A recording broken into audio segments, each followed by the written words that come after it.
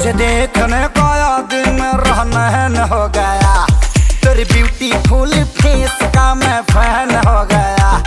तुझे देखने का दिन रहन हो गया है, तुझसे ये रिक्वेस्ट अब कराना बेबी वे। मैं तुझ पे फिसला जैसे है तू कोई बर्फ का गोला। कमरिया कोका कोका कोका, कमरिया कोका कोका कोका कोका कोला, कमरिया कोका कोला कोला कोका कोला, कमरिया कोका कोका कोका कोका कोला, कमरिया कोका कोका कोका कोका कोला।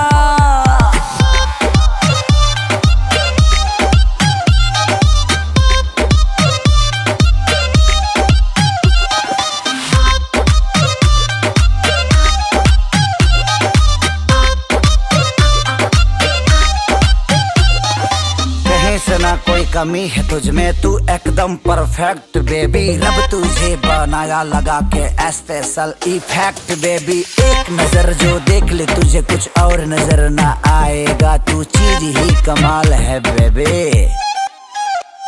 तेरा एक्स बनना कौन सा आएगा, मेरे लिए लड़की तुम एकदम सही हो। लगता मोहल्ले में आई तुम नहीं हो, लुक तुम्हारा बेबी है परफेक्ट जी। हर तरह से तुम हो परफेक्ट जी। कर लो एक्सेप्ट, चलो करने चले दे। पहली बार किसी पे है ईमान मेरा डोला। कमरिया कोका कोका कोका,